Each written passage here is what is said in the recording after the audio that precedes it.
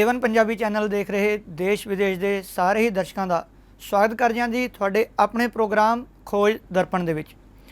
ਦਰਸ਼ਕੋ, ਸਾਡੀ ਇਸ ਪ੍ਰੋਗਰਾਮ ਦੇ ਜ਼ਰੀਏ ਇਹ ਕੋਸ਼ਿਸ਼ ਰਹਿੰਦੀ ਹੈ ਕਿ ਤੁਹਾਨੂੰ ਹਰ ਵਾਰ ਕੁਝ ਨਾ ਕੁਝ ਜਾਣਕਾਰੀ ਭਰਪੂਰ, ਕੁਝ ਖੋਜ ਭਰਪੂਰ ਲਿਆ ਕਰਕੇ ਗਿਆਨ ਦੀਆਂ ਗੱਲਾਂ ਤੁਹਾਡੇ ਅੱਗੇ ਰੱਖੀਆਂ ਜਾਣ।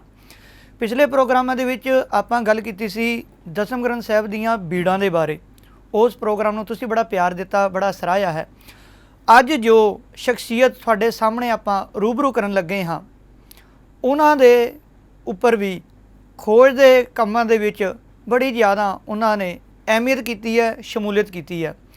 ਕਿਸੇ ਨੂੰ ਸ਼ੌਂਕ ਹੁੰਦਾ ਹੈ ਪੁਰਾਣੇ ਸਿੱਕੇ ਇਕੱਠੇ ਕਰਨ ਦਾ, ਕਿਸੇ ਨੂੰ ਸ਼ੌਂਕ ਹੁੰਦਾ ਹੈ ਪੁਰਾਣੀਆਂ ਡਾਕ ਟਿਕਟਾਂ ਇਕੱਠੀਆਂ ਕਰਨ ਦਾ, ਅਤੇ ਕਈਆਂ ਨੂੰ ਸ਼ੌਂਕ ਹੁੰਦਾ ਹੈ ਪੁਰਾਣੇ ਹਥਿਆਰ ਇਕੱਠੇ ਕਰਨ ਦਾ।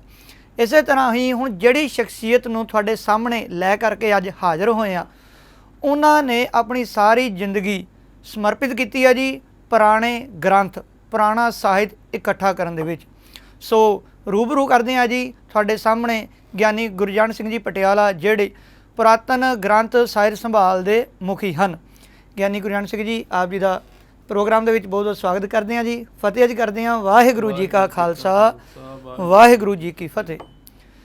ਅਕਸਰ ਹੀ ਤੁਸੀਂ ਗਿਆਨੀ ਜੀ ਨੂੰ ਗੁਰਮਤਿ ਸਮਾਗਮਾਂ ਦੇ ਉੱਪਰ ਕਥਾ ਕਰਦੇ ਸੁਣਿਆ ਹੋਵੇਗਾ, ਜਿੱਥੇ ਬੜੇ ਪਿਆਰ ਸਤਿਕਾਰ ਦੇ ਨਾਲ ਗੁਰਬਾਣੀ ਦੀ, ਵੇਦਾਂਤ ਦੀ ਕਥਾ ਕਰਦੇ ਨੇ।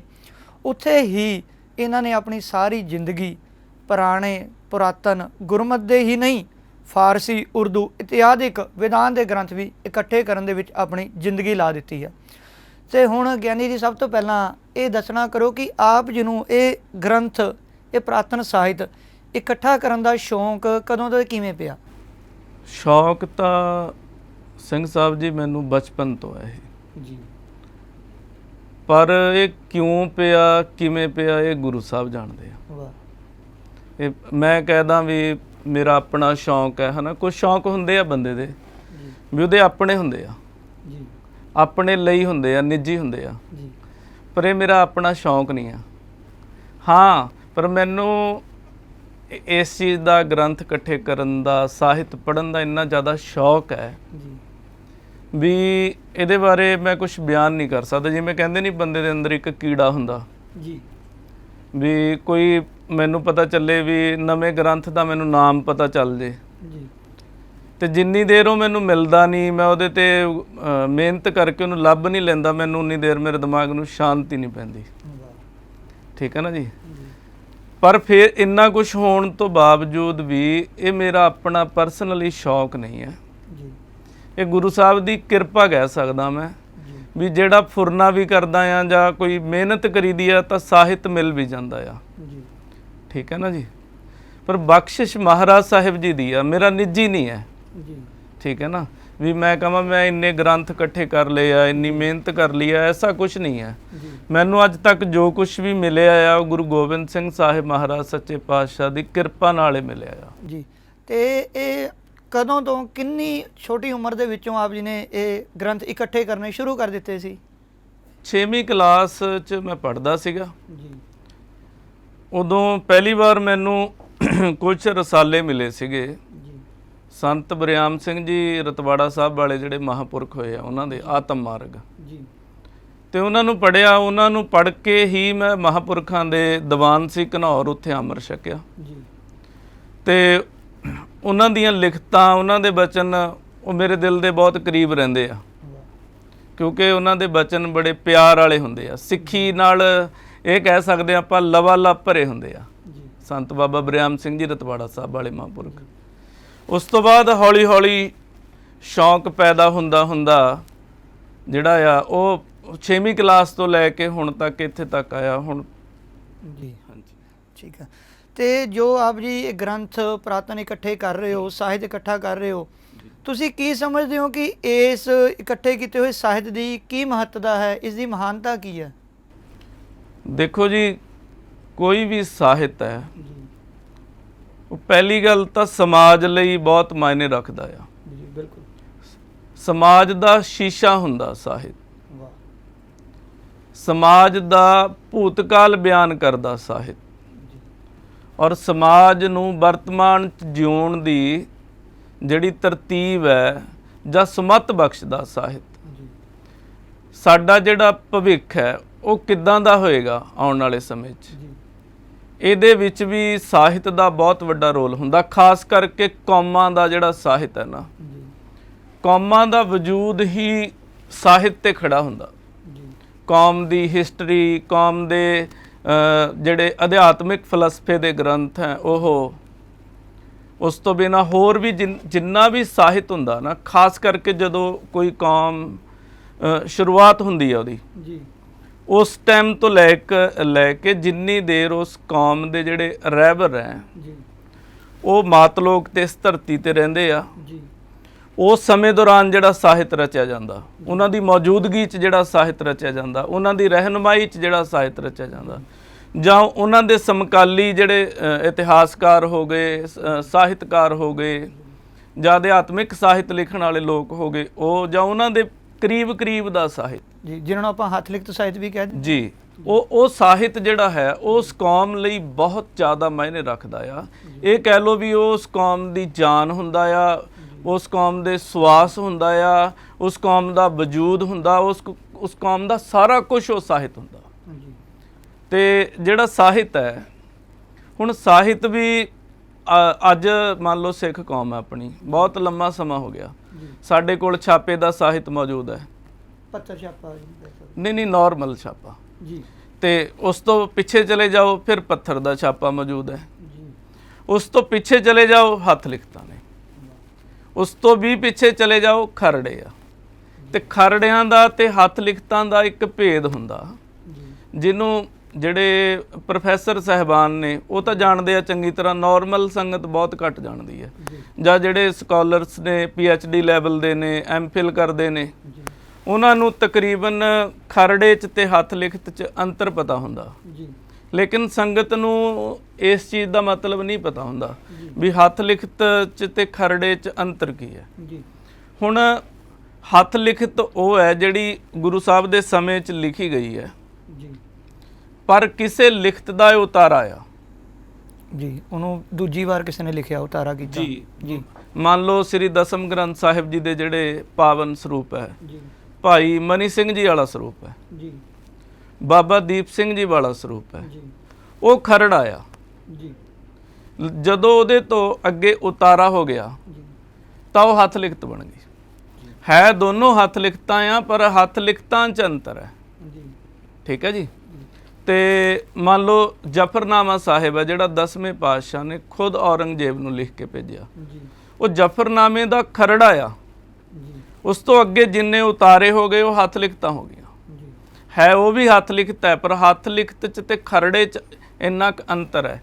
ਦੂਸਰੀ ਗੱਲ ਹੋਰ ਆ ਜਾਂਦੀ ਹੈ, ਜਿਵੇਂ ਅੱਜ ਦਸਮ ਗ੍ਰੰਥ ਸਾਹਿਬ ਜੀ ਦੇ ਪਾਵਨ ਸਰੂਪ ਹੈ, ਉਹ ਸਾਰੇ ਸਰੂਪ ਮੰਨ ਲਓ ਅੱਜ ਸਾਡੇ ਕੋਲ 10,000 ਸਰੂਪ ਹੱਥ ਲਿਖਤਾਂ ਮੌਜੂਦ ਹੈ। 10,000 ਲਿਖਤਾਂ ਇੱਕ ਪਾਸੇ, ਭਾਈ ਮਨੀ ਸਿੰਘ ਤੇ ਬਾਬਾ ਦੀਪ ਸਿੰਘ ਜੀ ਦੇ ਲਿਖੇ ਸਰੂਪ ਇੱਕ ਪਾਸੇ। ਜੇ ਅਗਰ ਤੁਸੀਂ ਅਕੈਡਮਿਕ ਪੱਧਰ ਤੇ ਕੋਈ ਸਿੰਘ PhD ਕਰਦਾ ਹੋਵੇ ਜਫਰਨਾਮੇ ਤੇ, ਜਾਂ ਸ੍ਰੀ ਦਸਮ ਗ੍ਰੰਥ ਸਾਹਿਬ ਤੇ, ਜਾਂ ਸ੍ਰੀ ਦਸਮ ਗ੍ਰੰਥ ਸਾਹਿਬ ਦੀ ਕਿਸੇ ਇੱਕ ਬਾਣੀ ਤੇ, ਜਦੋਂ ਉੱਥੇ ਪਾਠ ਭੇਦਾਂ ਦੀ ਗੱਲ ਆਏਗੀ, ਪ੍ਰਮਾਣਿਕਤਾ ਦੀ ਗੱਲ ਆਏਗੀ, ਇੱਕ ਪਾਸੇ ਉਹਦੇ ਕੋਲ 1,000 ਸਰੂਪਾਂ ਦੇ ਪ੍ਰਮਾਣ ਹੋਣ, ਇੱਕ ਪਾਸੇ ਉਹਦੇ ਕੋਲ 4 ਖਰੜੇ ਹੋਣ ਜਾਂ ਇੱਕ ਖਰੜਾ ਹੋਵੇ। ਤੇ ਜਿਹੜੇ ਅਕੈਡਮਿਕ ਪੱਧਰ ਦੇ ਪ੍ਰੋਫੈਸਰ ਸਾਹਿਬਾਨ ਹੈ, ਉਹ ਪਹਿਲ ਜਿਹੜੀ ਹੈ ਉਹ ਖਰੜੇ ਨੂੰ ਦੇਣਗੇ, ਕਿਉਂਕਿ ਖਰੜਾ ਮੂਲ ਹੈ, ਉਸ ਤੋਂ ਬਾਅਦ ਸਾਰਾ ਕੁਝ ਚੱਲਿਆ। ਕਿਉਂਕਿ ਜਿਉਂ-ਜਿਉਂ ਅੱਗੇ ਹੱਥ ਲਿਖਤਾਂ ਲਿਖਦੇ ਆ, ਉਹ ਕਿਤੇ ਨਾ ਕਿਤੇ ਲਗਾ ਮਾਤਰ, ਕਿਤੇ ਨਾ ਕਿਤੇ ਕੋਈ ਨਾ ਕੋਈ ਕਮੀ ਰਹਿ ਜਾਂਦੀ ਹੈ, ਤਰੁੱਟੀਆਂ ਰਹਿ ਜਾਂਦੀਆਂ। ਪਰ ਜਿਹੜਾ ਮੂਲ ਖਰੜਾ ਹੁੰਦਾ ਆ ਉਹਦੇ ਵਿੱਚ ਇਹ ਕਮੀ ਨਹੀਂ ਹੁੰਦੀ। ਠੀਕ ਹੈ ਜੀ। ਇਸ ਕਰਕੇ ਮੂਲ ਖਰੜਿਆਂ ਦੇ ਜਿਹੜੇ ਪਾਠ ਹੈ, ਸਰੂਪ ਹੈ, ਉਹ ਸਭ ਤੋਂ ਵੱਧ ਪ੍ਰਮਾਣਿਕ ਅਕੈਡਮਿਕ ਪੱਧਰ ਤੇ ਮੰਨੇ ਜਾਂਦੇ ਆ। ਦਰਸ਼ਕੋ, ਬੜਾ ਵਧੀਆ ਇਹਨਾਂ ਨੇ ਡਿਫਾਈਨ ਕੀਤਾ, ਬਿਆਨ ਕੀਤਾ ਕਿ ਖਰੜਾ ਤੇ ਹੱਥ ਲਿਖਤ, ਇਹਦੇ ਵਿੱਚ ਜਿਹੜਾ ਭੇਦ ਹੈ ਉਹ ਬੜਾ ਵਧੀਆ ਤਰੀਕੇ ਦੇ ਨਾਲ ਸਾਨੂੰ ਦੱਸਿਆ। ਤੇ ਗਿਆਨੀ ਜੀ ਇਹ ਦੱਸੋ ਕਿ ਜਿੱਥੇ ਤੁਸੀਂ ਇਹ ਪੁਰਾਣੇ ਗ੍ਰੰਥ ਹੱਥ ਲਿਖਤ ਵੀ ਤੁਸੀਂ ਆਪਣੀ ਸੁਸਾਇਟੀ ਆਪਣੇ ਕੋਲ ਰੱਖੇ ਹੋਏ ਨੇ ਸਾਂਭ ਕੇ, ਤੇ ਕੀ ਤੁਸੀਂ ਆਪ ਵੀ ਕੁਝ ਚੀਜ਼, ਕੋਈ ਗ੍ਰੰਥ ਜਾਂ ਸਾਹਿਤ ਕੁਝ ਐਡਿਟ ਕਰ ਰਹੇ ਹੋ, ਲਿਖ ਰਹੇ ਹੋ? ਇਹ ਥੋੜ੍ਹਾ ਜਿਹਾ ਸੰਗਤਾਂ ਨੂੰ ਦੱਸੋ ਜੀ। ਪਹਿਲਾਂ ਤਾਂ ਜੀ ਅਸੀਂ ਕੁਝ ਚੀਜ਼ਾਂ ਛਾਪ ਚੁੱਕੇ ਹਾਂ ਜੀ। ਜਿਹਦੇ ਚ ਪਹਿਲੇ ਆਪਣੇ ਕੋਲ ਇੱਕ ਪੁਸਤਕ 2 ਲੈ ਕੇ ਵੀ ਆਇਆ ਮੈਂ ਨਾਲ। ਜੀ ਇਹ ਪੁਸਤਕ ਹੈ ਗੁਰੂ ਨਾਨਕ ਅਵਤਾਰ ਵਿਸਾਖ ਨਹੀਂ ਕੱਤਕ। ਜੀ ਸ੍ਰੀ ਗੁਰੂ ਨਾਨਕ ਦੇਵ ਸਾਹਿਬ ਮਹਾਰਾਜ ਜੀ ਦੇ ਪ੍ਰਕਾਸ਼ ਦਿਹਾੜੇ ਦੇ ਸੰਬੰਧ ਵਿੱਚ ਕਾਫੀ ਭੁਲੇਖੇ ਪਾਏ ਗਏ ਹੈ। ਜੀ ਇਹਦੇ ਚ ਗਿਆਨੀ ਈਸ਼ਰ ਸਿੰਘ ਜੀ ਨਾਰਾ ਨੇ 50 ਸਾਲ ਪਹਿਲੇ ਗੁਰੂ ਨਾਨਕ ਦੇਵ ਸਾਹਿਬ ਮਹਾਰਾਜ ਜੀ ਦੇ 500 ਸਾਲੇ ਤੇ ਜੀ ਇਹ 250-300 ਪੰਨੇ ਦੀ ਬੁੱਕ ਹੈ। ਬੜੇ ਵਧੀਆ ਤਰੀਕੇ ਨਾਲ ਠੋਸ ਦਲੀਲਾਂ ਦੇ ਨਾਲ ਜਵਾਬ ਦਿੱਤੇ ਆ ਜੀ ਤੇ ਇਹ ਗੱਲ ਨੂੰ ਪ੍ਰਮਾਣਿਕ ਸਿੱਧ ਕੀਤਾ ਆ ਕਿ ਗੁਰੂ ਨਾਨਕ ਦੇਵ ਜੀ ਦਾ ਜਿਹੜਾ ਅਵਤਾਰ ਹੈ ਉਹ ਕੱਤਕ ਦੀ ਪੂਰਨਮਾਸੀ ਆ, ਨਾ ਕਿ ਵਿਸਾਖ ਦਾ ਮਹੀਨਾ। ਤੇ ਇਹ ਬੁੱਕ ਅਸੀਂ ਜਦੋਂ 550 ਸਾਲਾ ਮਹਾਰਾਜ ਸਾਹਿਬ ਜੀ ਦਾ ਸਾਰਾ ਪੰਥ ਮਨਾ ਰਿਹਾ ਸੀ ਉਸ ਸਮੇਂ ਛਾਪ ਕੇ ਸੰਗਤ ਦੀ ਸੇਵਾ ਵਿੱਚ ਪ੍ਰਕਾਸ਼ਿਤ ਕੀਤੀ ਔਰ ਇਹ ਬੁੱਕ ਨੂੰ ਦੁਬਾਰੇ ਮੁੜ ਸੁਰਜੀਤ ਕੀਤਾ, ਕਿਉਂਕਿ ਸਾਹਿਤ ਜਿਹੜਾ ਉਹ ਸਾਹਿਤ ਵੀ ਮਰ ਜਾਂਦਾ ਆ ਜੇ ਉਹਨੂੰ ਦੁਬਾਰੇ ਰੀਪ੍ਰਿੰਟਿੰਗ ਚ ਨਾ ਆਵੇ, ਦੁਬਾਰੇ ਹੱਥ ਲਿਖਤਾਂ ਦੁਬਾਰਾ ਲਿਖਤ ਚ ਨਾ ਆਉਣ। ਹਾਂਜੀ, ਕਈ ਵਾਰੀ ਦੇਖਿਆ ਜਾਂਦਾ ਕਿ ਜਿਹੜੀਆਂ ਸਾਡੀਆਂ ਪੁਰਾਣੀਆਂ ਲਾਇਬ੍ਰੇਰੀਆਂ ਦੇ ਵਿੱਚ ਕਈ ਕਿਤਾਬਾਂ, ਕਈ ਗ੍ਰੰਥ, ਕਈ ਖਰੜੇ ਪਏ ਹੁੰਦੇ ਨੇ ਜੀ, ਉਹ ਪਹਿਲੀ ਗੱਲ ਤਾਂ ਸੰਗਤਾਂ ਤੱਕ ਜਾਂ ਪੜ੍ਹਨ ਵਾਲਿਆਂ ਤੱਕ ਪਹੁੰਚਦੇ ਨਹੀਂ ਜੀ। ਹੁਣ ਜਿਸ ਪ੍ਰਕਾਰ ਸਾਡਾ ਬਹੁਤ ਜ਼ਿਆਦਾ ਸਾਹਿਤ ਜਿਹੜਾ ਉਹ ਪਾਕਿਸਤਾਨ ਦੇ ਵਿੱਚ ਲਾਹੌਰ ਦੇ ਵਿੱਚ ਰਹਿ ਗਿਆ, ਉਹ ਮੁੜ ਕੇ ਮਿਲਦਾ ਨਹੀਂ। ਤੇ ਬੜਾ ਵਧੀਆ ਉਪਰਾਲਾ ਵੀ ਹੈ ਤੁਹਾਡਾ ਕਿ ਜਿਹੜਾ ਤੁਸੀਂ ਦੁਬਾਰਾ ਇਸ ਨੂੰ ਮੁੜ ਕੇ ਸੁਰਜੀਤ ਕਰ ਰਹੇ ਹੋ। ਤੇ ਇਸ ਕਿਤਾਬ ਤੋਂ ਇਲਾਵਾ ਹੋਰ ਕਿਹੜਾ ਆਪ ਜੀ ਦੀ ਕੋਈ ਲਿਖਤ? ਇੱਕ ਵਿਚਾਰ ਸਾਗਰ ਗ੍ਰੰਥ ਹੈ ਜਿਹੜਾ ਸੰਪਰਦਾਈ ਵਿਦਵਾਨ ਬਹੁਤ ਜ਼ਿਆਦਾ ਵਿਦਿਆਰਥੀਆਂ ਨੂੰ ਪੜ੍ਹਾਉਂਦੇ ਆ। ਇਹਦੇ ਪੰਜਾਬੀ ਚ ਪਦ ਅਰਥ ਸੰਤ ਨਿਰੰਕਾਰ ਸਿੰਘ ਜੀ ਨੇ ਲਿਖੇ ਸੀ, ਉਹ ਅਸੀਂ ਛਾਪੇ ਸੀ ਵੀ ਜਿਹੜੇ ਵਿਦਿਆਰਥੀ ਵਿਚਾਰ ਸਾਗਰ ਗ੍ਰੰਥ ਪੜ੍ਹਦੇ ਆ ਉਹਨਾਂ ਲਈ ਸੌਖਾ ਹੋ ਸਕੇ। ਤੇ ਇਹਦੇ ਪਿੱਛੇ ਇੱਕ ਅਸੀਂ ਸੰਦੇਸ਼ ਦਿੱਤਾ ਸੀ ਕੌਮ ਦੇ ਨਾਂ ਤੇ। 2016 ਚ ਬੁੱਕ ਛਾਪੀ ਸੀ ਅਸੀਂ, ਉਹ ਮੈਂ ਆਪ ਜੀ ਨੂੰ ਪੜ੍ਹ ਕੇ ਸੁਣਾ ਦਿੰਦਾ। ਕਿਸੇ ਵੀ ਕੌਮ ਦਾ ਸਾਹਿਤ ਅਤੇ ਉਸਦੇ ਧਰਮ ਗ੍ਰੰਥ ਉਸਦੀ ਜਾਨ ਹੁੰਦੇ ਹਨ।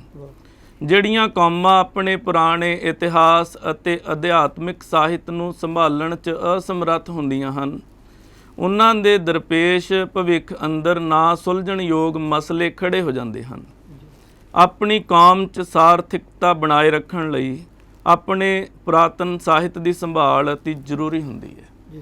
ਇਹ ਉਪਦੇਸ਼ ਜਿਹੜਾ ਹੈ, ਇੱਕ ਮੈਸੇਜ ਅਸੀਂ ਸੰਗਤ ਨੂੰ ਦਿੱਤਾ ਸੀ ਵੀ ਆਪਣਾ ਸਾਹਿਤ ਜਿਹੜਾ ਨਹੀਂ ਸਾਂਭੋਗੇ ਭਵਿੱਖ 'ਚ ਬਹੁਤ ਪਰੇਸ਼ਾਨੀਆਂ ਦਾ ਸਾਹਮਣਾ ਕਰਨਾ ਪਏਗਾ। ਇਸ ਤੋਂ ਬਿਨਾਂ ਅਸੀਂ ਇੱਕ ਲੜੀਵਾਰ ਪੋਥੀ ਸਾਹਿਬ ਨਿਤਨੇਮ ਦੀ, ਜਿਹਦੇ 'ਚ ਗੁਰਮੁਖ ਵਿਦਿਆਰਥੀਆਂ ਨੂੰ ਜਿਹੜੇ ਲੜੀਵਾਰ ਪੜ੍ਹਨ ਦੇ ਸ਼ੌਕੀਨ ਹੈ, ਉਹ ਲੜੀਵਾਰ ਨਿਤਨੇਮ ਸਾਹਿਬ ਕਰਨ ਲਈ ਗੁਟਕਾ ਸਾਹਿਬ ਨਹੀਂ ਸੀ ਮਿਲਦਾ।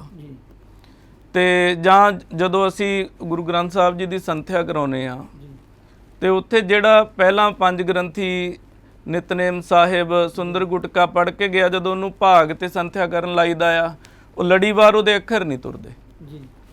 ਉਸ ਚੀਜ਼ ਨੂੰ ਮੁੱਖ ਰੱਖ ਕੇ ਅਸੀਂ ਲੜੀਵਾਰ ਗੁਟਕਾ ਸਾਹਿਬ 19 ਬਾਣੀਆਂ ਦਾ ਛਾਪਿਆ ਸੀ। ਉਸ ਤੋਂ ਬਾਅਦ ਅਸਫੋਟਕ ਬਾਣੀਆਂ ਜਿਹੜੀਆਂ ਸ੍ਰੀ ਦਸਮ ਗ੍ਰੰਥ ਸਾਹਿਬ ਸੱਚੇ ਪਾਤਸ਼ਾਹ ਗੁਰੂ ਗੋਬਿੰਦ ਸਿੰਘ ਜੀ ਦੀ ਬਾਣੀਆਂ ਨੇ, ਪੁਰਾਤਨ ਸਰੂਪਾਂ 'ਚ ਹੈ ਲੇਕਿਨ ਅਜੋਕੇ ਸਮੇਂ ਨਾਲ ਤਾਂ ਭਾਗਾਂ 'ਚ ਛਪਦੀਆਂ ਆ ਤੇ ਨਾ ਸਰੂਪਾਂ 'ਚ ਛਪਦੀਆਂ। ਉਹ ਬਾਣੀਆਂ ਦਾ ਜਿਹੜਾ ਇੱਕ ਗੁਟਕਾ ਸਾਹਿਬ ਕਹਿ ਲਓ, ਪੋਥੀ ਸਾਹਿਬ ਕਹਿ ਲਓ, ਜਿਹਨੂੰ ਸਿੰਘ ਸਾਹਿਬ ਗਿਆਨੀ ਹਰਦੀਪ ਸਿੰਘ ਜੀ ਹਜ਼ੂਰੀ ਟਕਸਾਲ ਵਾਲੇ, ਗਿਆਨੀ ਗੁਰਵਿੰਦਰ ਸਿੰਘ ਜੀ ਨੰਗਲੀ, ਸ੍ਰੀ ਸਰਬਲੋ ਬੁੰਗਾ ਤੇ ਸੰਤ ਦਰਸ਼ਨ ਸਿੰਘ ਸ਼ਾਸਤਰੀ ਜੀ, ਸੰਤ ਜਸਵਿੰਦਰ ਸਿੰਘ ਸ਼ਾਸਤਰੀ ਜੀ ਤੇ ਗਿਆਨੀ ਜਸਵੀਰ ਸਿੰਘ ਜੀ ਕੋਹਾੜਾ, ਜਿਹੜੇ ਬਹੁਤ ਸਾਡੀ ਸੁਧਾਈ 'ਚ ਹਰ ਇੱਕ ਕਾਰਜ 'ਚ ਮਿਹਨਤ ਕਰਕੇ ਉਹ ਸਹਾਇਤਾ ਕਰਦੇ ਆ। ਜੀ ਗਿਆਨੀ ਜੀ, ਬੜਾ ਵੱਡਾ ਇਹ ਉਪਰਾਲਾ ਆਪ ਜੀ ਕਰ ਰਹੇ ਹੋ ਕਿ ਜਿੱਥੇ ਇੰਨਾ ਕੁਝ ਛਪ ਵੀ ਚੁੱਕਾ ਤੇ ਛਪਾਈ ਅਧੀਨ ਵੀ ਹੈ। ਹਾਂਜੀ। ਤੇ ਜਿਵੇਂ ਤੁਸੀਂ ਪਹਿਲਾਂ ਕਿਹਾ ਵੀ 6ਵੀਂ ਕਲਾਸ ਤੋਂ ਹੀ ਮੈਨੂੰ ਇਹ ਸ਼ੌਂਕ ਪੈ ਚੁੱਕਾ ਸੀ ਗ੍ਰੰਥ ਇਕੱਠੇ ਕਰਨ ਦਾ। ਜੀ। ਤੇ ਫਿਰ ਇਹ ਵੀ ਕਿਤੇ ਨਾ ਕਿਤੇ ਮਨ ਦੇ ਵਿੱਚ ਮਨਸ਼ਾ ਹੁੰਦੀ ਹੈ ਕਿ ਮੈਂ ਆਪ ਵੀ ਕੁਝ ਲਿਖਾਂ। ਕੀ ਤੁਹਾਡੇ ਮਨ ਦੇ ਵਿੱਚ ਕੋਈ ਫੁਰਨਾ ਹੈ ਜਾਂ ਤੁਸੀਂ ਵੀ ਕੁਝ ਲਿਖ ਰਹੇ ਹੋ? ਹਾਂਜੀ, ਲਿਖ ਰਿਹਾ ਜੀ। ਮਹਾਕਵੀ ਭਾਈ ਸੰਤੋਖ ਸਿੰਘ ਜੀ, ਉਹਨਾਂ ਨੇ ਗੁਰਪ੍ਰਤਾਪ ਸੂਰਜ ਗ੍ਰੰਥ ਲਿਖਿਆ। ਉਹਦੇ 'ਚ 10ਵੇਂ ਪਾਤਸ਼ਾਹ ਦੇ ਜੀਵਨ 'ਚ ਕੁਝ ਸਿੱਖ ਹੈ ਜਿਹੜੇ ਆਤਮ ਗਿਆਨ ਪ੍ਰਥਾਏ, ਵਿਦਾਂਤ ਮੂਲਕ, ਯੋਗ ਮੂਲਕ ਤੇ ਗੁਰਮਤ ਦੇ ਸੰਦਰਭ 'ਚ ਮਹਾਕਵੀ ਭਾਈ ਸੰਤੋਖ ਸਿੰਘ ਜੀ ਨੇ ਜਿਹੜਾ ਉਹ ਲਿਖਿਆ, ਪੰਜਵੀਂ ਰੁੱਤ ਉਹਦਾ ਨਾਮ ਹੈ, ਉਹਦੇ 'ਚ ਭਾਈ ਦਇਆ ਸਿੰਘ ਜੀ ਨੂੰ ਸਵਾਲ ਕਰਦੇ ਆ। ਤੇ ਭਾਈ ਦਇਆ ਸਿੰਘ ਜੀ ਗੁਰੂ ਕਲਗੀਧਰ ਪਾਤਸ਼ਾਹ ਮਹਾਰਾਜ ਜੀ ਦੇ ਹੁਕਮ ਤੇ, ਕਿਉਂਕਿ ਪਹਿਲਾਂ ਬੇਨਤੀ ਸਿੱਖਾਂ ਨੇ ਮਹਾਰਾਜ ਜੀ ਨੂੰ ਕੀਤੀ। ਮਹਾਰਾਜ ਸਾਹਿਬ ਜੀ ਕਹਿੰਦੇ ਆ ਵੀ ਭਾਈ ਦਇਆ ਸਿੰਘ ਸਾਡਾ ਰੂਪ ਨੇ, ਇਹਨਾਂ ਨੂੰ ਸਵਾਲ ਕਰ ਲਓ, ਤੁਹਾਡੇ ਜਵਾਬ ਦੇਣਗੇ। ਫਿਰ ਉਹਨਾਂ ਦੇ ਜਵਾਬ ਦਿੰਦੇ ਆ। ਤੇ ਉਹ ਜਿਹੜਾ ਵਿਸ਼ਾ ਆ ਨਾ ਉਹ ਸੰਗਤ ਦੀ ਪਕੜ ਤੋਂ ਤਾਂ ਬਹੁਤ ਦੂਰ ਹੈ। ਔਰ ਜਿਹੜੇ ਨਵੇਂ ਕਥਾਵਾਚਕ, ਨਵੇਂ ਵਿਦਵਾਨ, ਉਹਨਾਂ ਲਈ ਵੀ ਬੜਾ ਕਠਿਨ ਹੈ। ਖਾਸ ਕਰ ਜੇ ਕੋਈ ਸੰਪਰਦਾਇ 'ਚ ਰਹਿ ਕੇ ਵਿਦਵਾਨ ਵਿੱਦਿਆ ਨਹੀਂ ਪੜ੍ਹਿਆ, ਉਹਦੇ ਲਈ ਤਾਂ ਜਦੋਂ ਸੂਰਜ ਪ੍ਰਕਾਸ਼ ਦੀ ਉਹ ਕਥਾ ਦਾ ਸਮਾਂ ਆਉਂਦਾ, ਉਹਨਾਂ ਨੂੰ ਅੰਗ ਪਲਟਣੇ ਪੈਂਦੇ ਉੱਥੇ, ਕਿਉਂਕਿ ਉਹ ਵਿਸ਼ੇ ਕਲੀਅਰ ਨਹੀਂ ਕਰ ਪਾਉਂਦੇ, ਨਾ ਵਿਦਾਂਤ ਕਰ ਪਾਉਂਦੇ ਆ, ਨਾ ਯੋਗ ਕਰ ਪਾਉਂਦੇ ਆ। ਗੁਰਮਤ ਵੀ ਕਿਤੇ ਨਾ ਕਿਤੇ ਉਹਨਾਂ ਨੂੰ ਜਾ ਕੇ ਉੱਥੇ ਜਿਹੜੀ ਬਿਆਨ ਕੀਤੀ ਆ ਮਹਾਕਵੀ ਸੰਤੋਖ ਸਿੰਘ ਜੀ ਨੇ, ਭਾਈ ਦਇਆ ਸਿੰਘ ਜੀ ਦੁਆਰਾ ਦੱਸੀ ਹੋਈ, ਉਹਦਾ ਬਿਆਨ ਕਰਨਾ ਵੀ ਉਹਨਾਂ ਨੂੰ ਔਖਾ ਲੱਗਦਾ। ਉਹਦਾ ਜਿਹੜਾ ਟੀਕਾ ਆ ਅਰਥ ਭਾਵ ਅਰਥ ਸਾਹਿਤ ਬੜੇ ਵਿਸਥਾਰ ਦੇ ਨਾਲ ਉਹ ਲਗਭਗ ਪੂਰਾ ਹੋ ਚੁੱਕਿਆ ਆ। ਬੜੀ ਛੇਤੀ ਸੰਗਤ ਦੀ ਸੇਵਾ 'ਚ ਉਹਦੀ ਛਪਾਈ ਕਰਕੇ ਆਪਣੀ ਸੰਸਥਾ ਵੱਲੋਂ ਅਸੀਂ ਭੇਜਾਂਗੇ। ਤੇ ਉਹਦੇ 'ਚ ਅਸੀਂ ਕੋਸ਼ਿਸ਼ ਕੀਤੀ ਆ ਵੀ ਜਿਹੜੇ ਕਠਿਨ ਤੋਂ ਕਠਿਨ ਵਰਡ ਹੈ ਉਹਦੇ 'ਚ ਔਖਾ ਆ ਬਹੁਤ ਜ਼ਿਆਦਾ, ਪਰ ਹਰ ਸ਼ਬਦ ਨੂੰ ਸੌਖੇ ਸ਼ਬਦਾਂ 'ਚ ਕਹਿਣ ਦੀ ਕੋਸ਼ਿਸ਼ ਕੀਤੀ ਹੈ।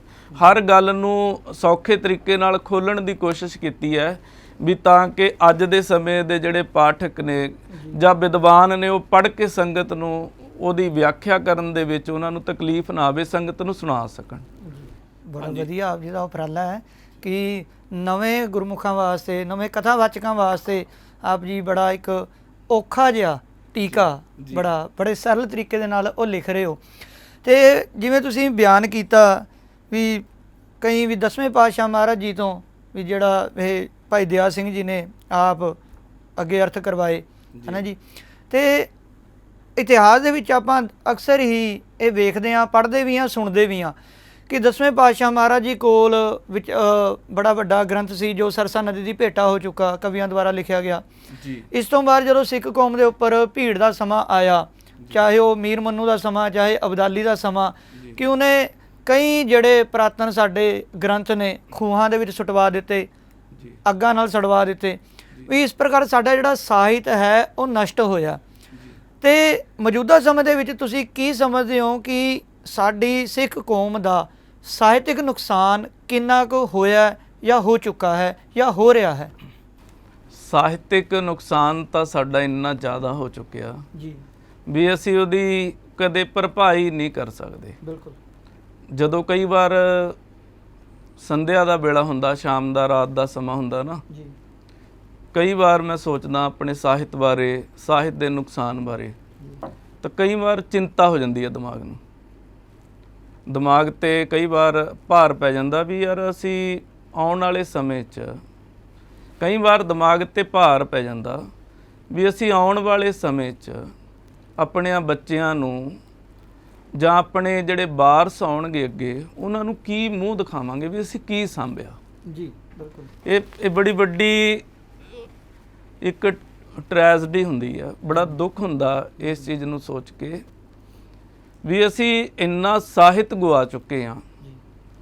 ਪੈਸਾ ਗਵਾ ਲਓ ਕੋਈ ਗੱਲ ਨਹੀਂ, ਕਿਉਂਕਿ ਸਮੇਂ ਨਾਲ ਤੁਸੀਂ ਕਮਾ ਲਓਗੇ, ਲੇਕਿਨ ਜਦੋਂ ਤੁਸੀਂ ਸਾਹਿਤ ਗਵਾ ਲਓਗੇ ਨਾ, ਤੁਹਾਡੇ ਕੋਲ ਬਚਣਾ ਕੁਛ ਨਹੀਂ ਹੈ। ਗੁਰੂ ਅਰਜਨ ਦੇਵ ਸਾਹਿਬ ਮਹਾਰਾਜ ਜੀ ਦੇ ਦਰਬਾਰ 'ਚ ਜਦੋਂ ਸ੍ਰੀ ਗੁਰੂ ਗ੍ਰੰਥ ਸਾਹਿਬ ਜੀ ਦੇ ਸਰੂਪ ਦਾ ਸੰਕਲਨ ਹੋਇਆ, ਸਰੂਪ ਤਿਆਰ ਹੋਏ, ਉਦੋਂ ਭਾਈ ਗੁਰਦਾਸ ਜੀ ਦੇ ਕੋਲੋਂ ਮਹਾਰਾਜ ਗੁਰੂ ਅਰਜਨ ਦੇਵ ਸਾਹਿਬ ਜੀ ਨੇ ਇੱਕ ਉਥਾਨਕਾ ਪੋਥੀ ਲਿਖਾਈ, ਜਿਹਦੇ 'ਚ ਗੁਰੂ ਗ੍ਰੰਥ ਸਾਹਿਬ ਦੇ ਸਾਰੇ ਸ਼ਬਦਾਂ ਦੀਆਂ ਉਥਾਨਕਾ ਲਿਖੀਆਂ ਹੋਈਆਂ ਸੀ। ਵੀ ਇਹ ਉਥਾਨਕਾ ਦਾ ਮਤਲਬ ਹੁੰਦਾ ਵੀ ਇਹ ਸ਼ਬਦ ਕਿਸ ਕੰਡੀਸ਼ਨ 'ਚ ਉਚਾਰਿਆ ਗਿਆ, ਕਦੋਂ ਉਚਾਰਿਆ, ਕਿੱਥੇ ਉਚਾਰਿਆ, ਇਹ ਬੜਾ ਵੱਡਾ ਜਿਹੜਾ ਹੈਗਾ ਕਿਸ ਸੰਦਰਭ ਦੇ ਵਿੱਚ ਉਚਾਰਿਆ। ਅਮੋਲਕ ਖਜ਼ਾਨਾ ਸੀ ਜਿਹੜਾ ਅੱਜ ਸਾਡੇ ਕੋਲ ਹੈ ਨਹੀਂ। ਇੱਕ ਵਾਰ 10ਵੇਂ ਪਾਤਸ਼ਾਹ ਦੇ ਦਰਬਾਰ 'ਚ ਵੀ ਜ਼ਿਕਰ ਆਉਂਦਾ ਹੈ, ਮਹੰਤ ਸਾਧੂ ਸਿੰਘ ਜੀ ਨਿਰਮਲੇ ਪਟਿਆਲੇ ਤੋਂ ਹੀ ਹੋਏ ਆ, ਉਹਨਾਂ ਨੇ ਉਥਾਨਕਾ ਸ੍ਰੀ ਗੁਰੂ ਗ੍ਰੰਥ ਸਾਹਿਬ ਜੀ ਦੀ ਲਿਖੀ ਹੈ। ਉਹਦੇ 'ਚ ਉਹਨਾਂ ਨੇ ਗੱਲ ਬਿਆਨ ਕੀਤੀ ਹੈ ਵੀ 10ਵੇਂ ਪਾਤਸ਼ਾਹ ਨੇ ਇੱਕ ਵਾਰ ਆਪਣੇ ਦਰਬਾਰ 'ਚ ਬਚਨ ਕੀਤਾ ਸੀ ਵੀ ਜੇ ਕਿਸੇ ਸਿੱਖ ਕੋਲ ਸ੍ਰੀ ਗੁਰੂ ਅਰਜਨ ਦੇਵ ਸਾਹਿਬ ਸੱਚੇ ਪਾਤਸ਼ਾਹ ਜੀ ਵੱਲੋਂ ਲਿਖਵਾਈ ਗਈ ਜਿਹੜੀ ਉਥਾਨਕਾ ਪੋਥੀ ਹੈ ਉਹ ਹੋਵੇ ਤਾਂ ਸਾਨੂੰ ਦਰਸ਼ਨ ਜ਼ਰੂਰ ਕਰਾਵੇ। ਤੇ ਫਿਰ ਇੱਕ ਸਿੱਖ ਉਹ ਪੋਥੀ ਨੂੰ ਲੈ ਕੇ ਵੀ ਪਾਤਸ਼ਾਹ ਦੇ ਦਰਬਾਰ ਦੇ ਵਿੱਚ ਪਹੁੰਚਿਆ ਸੀ। ਫਿਰ ਜਦੋਂ ਸਿੱਖ ਆਇਆ, ਮਹੰਤ ਸਾਧੂ ਸਿੰਘ ਨਿਰਮਲੇ ਮਹਾਂਪੁਰਖਾਂ ਨੇ ਲਿਖਿਆ ਆ, ਕਹਿੰਦੇ ਉਹ ਮਹਾਰਾਜ ਜੀ ਦੇ ਕੋਲ ਉੱਠ ਕੇ ਨਹੀਂ ਗਿਆ, ਮਹਾਰਾਜ 10ਵੇਂ ਪਾਤਸ਼ਾਹ ਆਪਣੇ ਤਖਤ ਤੋਂ ਉੱਠ ਕੇ ਉਹਦੇ ਕੋਲ ਆਏ ਪੋਥੀ ਦੇ ਦਰਸ਼ਨ ਕਰਨ ਲਈ। ਸਤਿਕਾਰ ਵਜੋਂ। ਹਾਂਜੀ, ਸਾਹਿਤ ਦਾ ਸਤਿਕਾਰ ਗੁਰੂ ਗੋਬਿੰਦ ਸਿੰਘ ਤੋਂ ਕੋਈ ਸਿੱਖੇ। ਵਾਹ। ਮੈਨੂੰ ਐਂ ਲੱਗਦਾ ਆਪਣੀ ਲਾਈਫ 'ਚ ਵੀ ਜਿੰਨੇ ਵੀ ਮੈਂ ਸਾਹਿਤਕਾਰ ਦੇਖੇ ਆ ਜਾਂ ਸਾਹਿਤ ਨਾਲ ਸੰਬੰਧਿਤ ਲੋਕ ਦੇਖੇ ਆ, ਧਰਮ ਤੋਂ ਪਰੇ ਹਟ ਕੇ ਕਹਿ ਰਿਹਾ ਜੀ, ਗੁਰੂ ਗੋਬਿੰਦ ਸਿੰਘ ਤੋਂ ਵੱਡਾ ਮੈਨੂੰ ਅੱਜ ਤੱਕ ਸਾਹਿਤ ਪ੍ਰੇਮੀ ਨਹੀਂ ਮਿਲਿਆ ਕੋਈ, ਜਦ ਕਿ ਬੜੇ ਤਕੜੇ ਤਕੜੇ ਸਾਹਿਤਕਾਰ ਸਾਹਿਤ ਪ੍ਰੇਮੀ ਹੋਏ ਆ, ਤੇ ਗੁਰੂ ਗੋਬਿੰਦ ਸਿੰਘ ਤੋਂ ਵੱਡਾ ਸਾਹਿਤ ਪ੍ਰੇਮੀ ਨਹੀਂ ਕੋਈ। ਇੰਨਾ ਸਾਹਿਤ ਉਹਨਾਂ ਦੇ ਦਰਬਾਰ 'ਚ ਰਚਿਆ ਗਿਆ।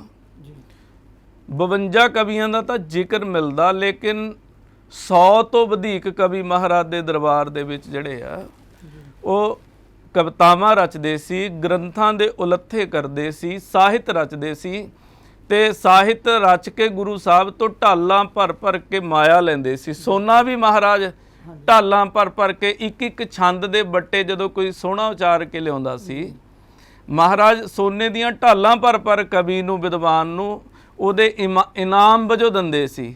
ਤੇ ਅੱਜ ਦੁੱਖ ਹੁੰਦਾ ਵੀ ਅਸੀਂ ਉਸ ਗੁਰੂ ਦੇ ਵਾਰਸ ਹਾਂ, ਅਸੀਂ ਇਹ ਉਸ ਗੁਰੂ ਦੀ ਚਲਾਈ ਹੋਈ ਕੌਮ ਹੈ ਜਿਹਨੇ ਆਪਣਾ ਹੀ ਸਾਹਿਤ ਨਹੀਂ ਸਾਂਭਿਆ।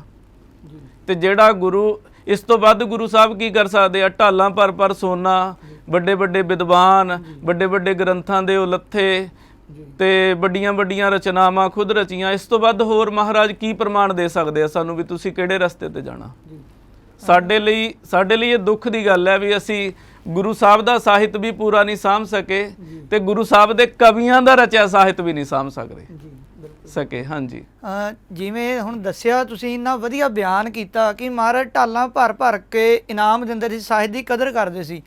ਤੇ ਅੱਜ ਬਹੁਤਾ ਸਮਾਂ ਨਹੀਂ ਹੋਇਆ, 300 ਸਾਲ ਹੋਏ ਨੇ, ਪਰ ਅੱਜ ਸਾਡੀ ਕੌਮ ਦੀ ਦਸ਼ਾ ਸਾਹਿਤ ਦੇ ਪ੍ਰਭਾਵ ਹੇਠ ਵੀ ਕਿੱਥੇ ਤੱਕ ਪਹੁੰਚ ਚੁੱਕੀ ਹੈ, ਨਿਘਾਰ ਇੰਨਾ ਆ ਚੁੱਕਾ ਹੈ।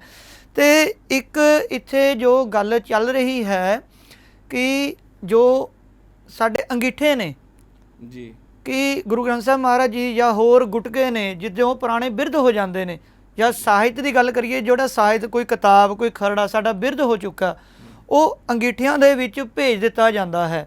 ਕਈਆਂ ਨੂੰ ਉਹਦੀ ਸਮਝ ਨਹੀਂ ਹੁੰਦੀ ਜਾਂ ਕਦਰ ਨਹੀਂ ਹੁੰਦੀ, ਜਾਂ ਅਣਭੋਲੇ ਹੀ ਕਈਆਂ ਸੰਗਤਾਂ ਨੂੰ, ਕਿ ਜਿਹੜਾ ਅੰਗੀਠਿਆਂ ਦਾ ਰੋਲ ਹੈ ਇਹ ਕਿਸ ਪ੍ਰਕਾਰ ਆਪ ਜੀ ਦੇਖਦੇ ਹੋ ਇਸ ਚੀਜ਼ ਨੂੰ? ਦੇਖੋ ਜੀ, ਅੰਗੀਠੇ ਜਿਹੜੇ ਆ ਨਾ, ਉਹ ਸਾਡੇ ਲਈ ਭਵਿੱਖ ਦੇ ਵਿੱਚ ਖਤਰੇ ਦੀ ਘੰਟੀ ਆ ਜੀ। ਠੀਕ ਹੈ ਜੀ, ਭਵਿੱਖ ਤਾਂ ਬੜੀ ਦੂਰ ਹੈ। ਸਾਡਾ ਭੂਤਕਾਲ 'ਚ ਜੋ ਅੰਗੀਠਿਆਂ ਨੇ ਪਿਛਲੇ 30 ਸਾਲਾਂ 'ਚ ਨੁਕਸਾਨ ਕਰਤਾ ਨਾ, ਅਸੀਂ ਉਹੀ ਪੂਰਾ ਨਹੀਂ ਕਰ ਸਕਦੇ ਜੀ। ਉਹ ਇੰਨਾ ਜ਼ਿਆਦਾ ਵੱਡੇ ਲੈਵਲ ਤੇ ਪੁਰਾਤਨ ਸਰੂਪਾਂ ਨੂੰ, ਪੁਰਾਤਨ ਹੱਥ ਲਿਖਤਾਂ ਨੂੰ, ਪੁਰਾਤਨ ਖਰੜਿਆਂ ਨੂੰ ਬਿਨਾਂ ਦੇਖੇ, ਬਿਨਾਂ ਸੋਚੇ ਸਮਝੇ, ਬਿਨਾਂ ਕੋਈ ਅਕੈਡਮਿਕ ਪੱਧਰ ਦੇ ਵਿਦਵਾਨਾਂ ਦੀ, ਸੰਪਰਦਾਈ ਵਿਦਵਾਨਾਂ ਦੀ ਕਮੇਟੀ ਬਣਾਏ ਤੋਂ ਉਹਨਾਂ ਨੂੰ ਸਾੜ ਦਿੱਤਾ ਗਿਆ ਆ।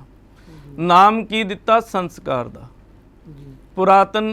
ਪੁਰਾਤਨ ਪੋਥੀ ਜਿੰਨੀ ਵੀ ਹੋਏਗੀ, ਤੁਸੀਂ ਯੂਰਪ 'ਚ ਚਲੇ ਜਾਓ ਜਾਂ ਕਿਸੇ ਹੋਰ ਦੂਸਰਿਆਂ ਕੰਟਰੀਆਂ 'ਚ ਚਲੇ ਜਾਓ, 100 ਸਾਲ ਤੋਂ ਪੁਰਾਣੀ ਜਿਹੜੀ ਇਮਾਰਤ ਵੀ ਉਹ ਢਾਉਣ ਨਹੀਂ ਦਿੰਦੇ। ਬਿਲਕੁਲ ਠੀਕ ਹੈ ਜੀ। ਜਦ ਕਿ ਇਮਾਰਤ ਸਿਰਫ ਇੱਕ ਮਟੀਰੀਅਲ ਹੁੰਦਾ, ਉਹਦੇ 'ਚ ਕੋਈ ਐਸਾ ਗਿਆਨ ਨਹੀਂ ਹੁੰਦਾ ਵੀ ਅੱਖਰਾਂ ਦੇ ਵਿੱਚ ਉਹਦੇ 'ਚ ਗਿਆਨ ਬਿਆਨ ਕਰ ਰਹੀ ਆ ਉਹ, ਲੇਕਿਨ ਇੱਕ ਉਹ ਪੁਰਾਤਨਤਾ ਬਿਆਨ ਕਰਦੀ ਆ, ਉਹਨੂੰ ਵੀ ਉਹ ਢਾਉਣ ਨਹੀਂ ਦਿੰਦੇ, ਇਮਾਰਤ ਨੂੰ ਵੀ। ਇਮਾਰਤ ਤੋਂ ਯਾਦ ਆਇਆ, ਗੁਰੂ ਸਾਹਿਬ ਨਾਲ ਸੰਬੰਧਿਤ ਨਿਸ਼ਾਨੀਆਂ, ਯਾਦਗਾਰਾਂ, ਦਰਖਤ ਤੇ ਇਮਾਰਤਾਂ ਅਸੀਂ ਤਾਂ ਉਹ ਵੀ ਨਹੀਂ ਛੱਡੀਆਂ, ਸਭ ਢਾਹ ਕੇ ਪੱਥਰ ਲਾਤਾ। ਠੀਕ ਹੈ ਜੀ। ਇੱਥੇ ਪਟਿਆਲੇ ਗੁਰਦੁਆਰਾ ਦੁੱਖ ਨਿਵਾਰਨ ਸਾਹਿਬ ਦਾ ਇਤਿਹਾਸ ਹੈ ਵੀ ਉਹ ਬਰੌਂਟੇ ਦੇ ਥੱਲੇ ਮਹਾਰਾਜ ਸਾਹਿਬ ਆ ਕੇ ਬੈਠੇ ਸੀ, ਉਹ ਵੱਢ ਕੇ ਇੱਥੋਂ ਉਹ ਜਿਹੜਾ ਇੱਕ ਇਤਿਹਾਸਕ ਨਿਸ਼ਾਨ ਸੀ ਉਹ ਖਤਮ ਕਰ ਦਿੱਤਾ ਗਿਆ। ਤੇ ਜਦੋਂ ਕੋਈ ਬਜ਼ੁਰਗ ਆਉਂਦੇ ਸੀ ਪੁਰਾਣਿਆਂ ਸਮਿਆਂ 'ਚ, ਉਦੋਂ ਆਪਣੇ ਬੱਚਿਆਂ ਨੂੰ ਆ ਕੇ ਦੱਸਦੇ ਸੀ, ਬੇਟੇ ਇੱਥੇ ਗੁਰੂ ਤੇਗ ਬਹਾਦਰ ਸਾਹਿਬ ਮਹਾਰਾਜ ਆ ਕੇ ਬੈਠੇ ਸੀ। ਠੀਕ ਹੈ ਜੀ। ਤੇ ਚਲੋ ਇਸ ਪਾਸੇ ਹੁਣ ਆਪਾਂ ਨਾ ਜਾਈਏ। ਅੰਗੀਠਿਆਂ ਦੇ ਵਿੱਚ ਇਤਨੀਆਂ ਹੱਥ ਲਿਖਤਾਂ, ਹੁਣ ਚਾਹੇ ਕੋਈ ਮੰਨੇ ਚਾਹੇ ਕੋਈ ਨਾ ਮੰਨੇ, ਇਤਨੇ ਪੱਥਰ ਦੇ ਛਾਪੇ ਦੇ ਗ੍ਰੰਥ, ਇਤਨੇ ਇਤਿਹਾਸਕ ਗ੍ਰੰਥ, ਇਤਿਹਾਸਕ ਪੋਥੀਆਂ ਬਿਰਧ ਕਹਿ ਕੇ ਸਾੜ ਦਿੱਤੀਆਂ ਗਈਆਂ ਹੁਣ ਤੱਕ, ਜਿਨ੍ਹਾਂ ਬਾਰੇ ਤੁਸੀਂ ਅੰਦਾਜ਼ਾ ਵੀ ਨਹੀਂ ਲਗਾ ਸਕਦੇ। ਉਹਨਾਂ ਦਾ ਜਿਹੜਾ ਉਹ ਨੁਕਸਾਨ ਹੋਇਆ ਉਹਦੇ ਅਸੀਂ ਜ਼ਿੰਮੇਵਾਰ ਹੈ, ਸੰਗਤ ਵੀ ਜ਼ਿੰਮੇਵਾਰ ਹੈ ਤੇ ਕੌਮ ਵੀ ਜ਼ਿੰਮੇਵਾਰ ਹੈ। ਕਿਉਂ? ਅਸੀਂ ਪੈਸਾ ਦਿੱਤਾ।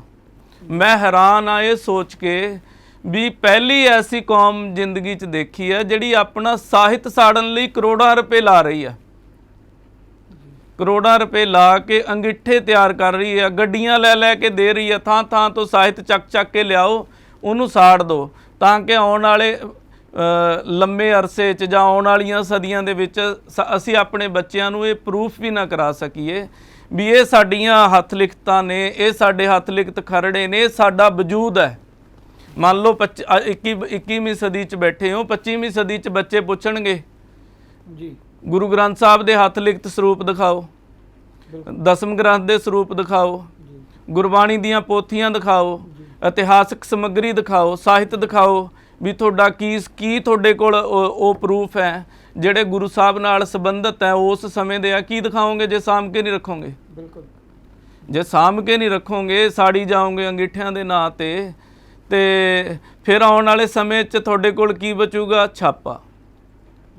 ਠੀਕ ਹੈ ਜੀ। ਜਿਹੜੀ ਆ ਪ੍ਰੈਸਾਂ ਦਾ ਜਿਹੜਾ ਸਾਹਿਤ ਹੈ ਇਹਨੂੰ ਤੁਸੀਂ ਕਿੱਦਾਂ ਪ੍ਰਮਾਣਿਕ ਕਹਿ ਸਕਦੇ ਹੋ ਆਪਣੇ ਬੱਚਿਆਂ ਨੂੰ 25ਵੀਂ ਸਦੀ 'ਚ ਜਾ ਕੇ, 22ਵੀਂ ਸਦੀ 'ਚ ਜਾ ਕੇ, 27ਵੀਂ ਸਦੀ 'ਚ ਜਾ ਕੇ?